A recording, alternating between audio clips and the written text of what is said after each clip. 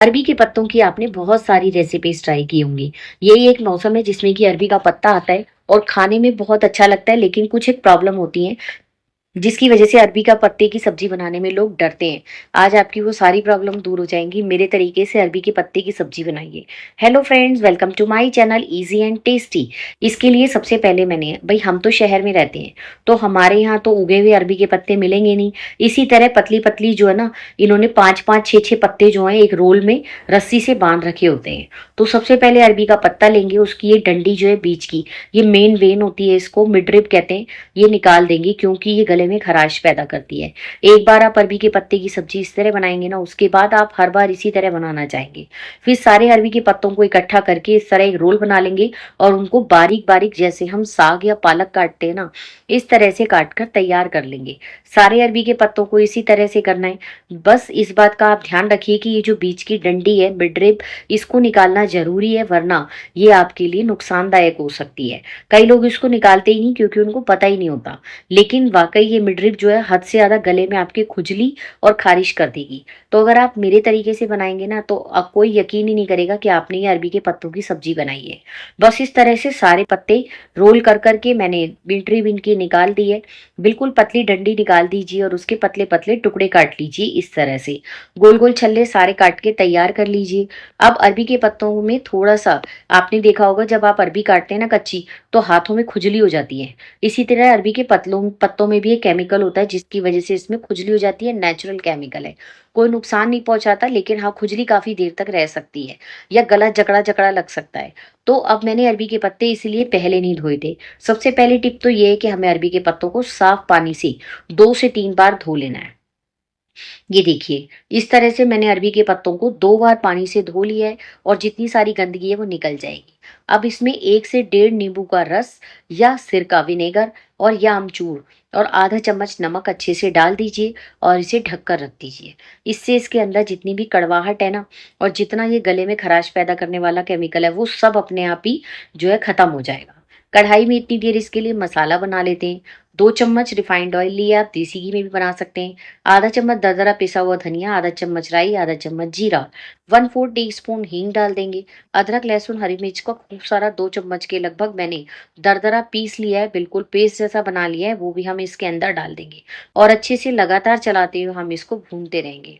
2 से 3 मिनट तक भूनने के बाद इसमें हम 2 प्याज थे मीडियम साइज के, उनको मैंने बारीक बारीक चॉप करके रखा है, वो भी हम इसके अंदर डाल देंगे और इस तरह लगातार चलाते रहना बहुत जरूरी है, ताकि प्याज जो है वो जले ना, बस भून जाए अच्छी तरह। 2 से 3 मिनट में प्याज अच्छे अच्छे सुनहरा सा होने लगेगी, तो इसके अंदर नाप कर 3 चम्मच या 30 ग्राम के लगभग हमें बेसन डाल देना है। इस सब्जी के अंदर बेसन थोड़ा ज्यादा जाता है क्योंकि इससे बहुत बढ़िया टेस्ट आएगा। वैसे भी अगर आप अरबी के पत्तों का पातरा बनाते हैं ना, उसमें भी बेसन डाला जाता है। तो आप ये वो झंझट ना करने के बजाय इस तरह बना लीजिए, ये भी खाने में बहुत ही टेस्टी बनता है।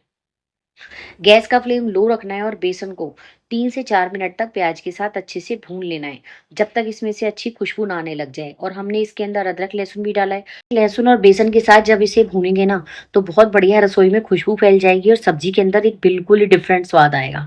अरबी के पत्तों की ये बिल्कुल डिफरेंट तरह की सब्जी है, एक बार आप अपने घर में जरूर ट्राई कीजिए। अब इसमें हम 1 चम्मच से 1.5 चम्मच के लगभग नारियल का बुरादा डाल देंगे। इससे इसकी कंसिस्टेंसी और ज्यादा बढ़िया हो जाएगी और खाने में बेहद स्वादिष्ट बनेगा। एक बार अच्छे से मिक्स कर लेंगे और सारी चीजों को बढ़िया सा भून लेंगे। इतनी देर मैंने 2 टमाटर की प्यूरी बना ली है। अभी आप टमाटर की प्यूरी डालते ही देखिए क्या होगा। 2 छोटे साइज के टमाटर पड़े थे तो मैंने उनकी प्यूरी बनाई और इसे अच्छे से इसके अंदर डाल दिया। जैसे ही टमाटर का लिक्विड इसके अंदर मिलेगा ना, इसका सारा जो ऑयल था वो एब्जॉर्ब हो जाएगा। ये कुछ इस तरह दिखेगा। तो थोड़ा सा पानी मैंने इसके अंदर डाल दिया है, ताकि हमें अभी जो मसाले डालने हैं ना, उससे ये अच्छे से मिक्स हो जाए और सारे मसाले जब भून जाएंगे तो इसमें से काफ़ी ऑयल रिलीज हो जाएगा। वैसे मैंने बहुत कम तेल में ये सब्जी बनाई है।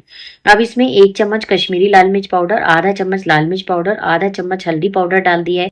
साथ में हम स्वाद के अनुसार इसमें नमक डाल देंगे। मसाले हमें वही डालने होते हैं जो हमारे घर की रसोई में मौजूद होते हैं। एक बार ये डालने के बाद इसे अच्छे से मिक्स कर लेंगे। जब मैं वीडियो बना रही थी तो मुझे वॉइस ओवर कर रही तो पता चला कि मैं इसमें धनिया पाउडर डालना भूल गई हूँ। तो आप या तो अभी डाल लीजिएगा या शायद मैंने अगर बाद में डाला है तो मैं अभी आपको दिखा दूँ।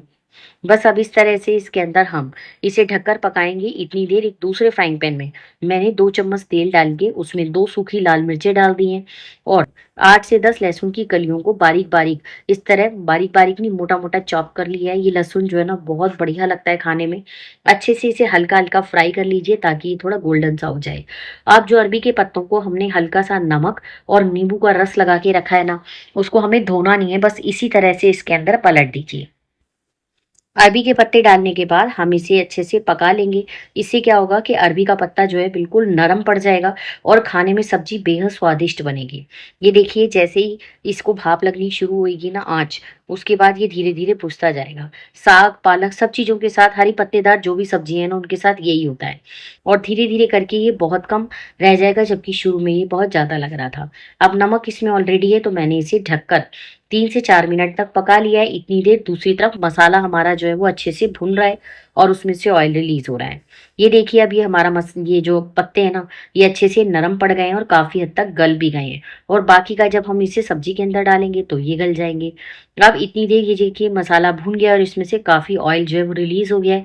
पर क्योंकि ये बेसन भी है ना इसमें, तो इसमें हमें कम ही ऑयल नज़र आएगा। तो बस इसी स्टेज पर हम जो हमने अरबी के पत्तों को लहसुन के साथ भून के रखा है ना, वो इसके अंदर डाल देंगे और एक बार मिक्स कर देंगे।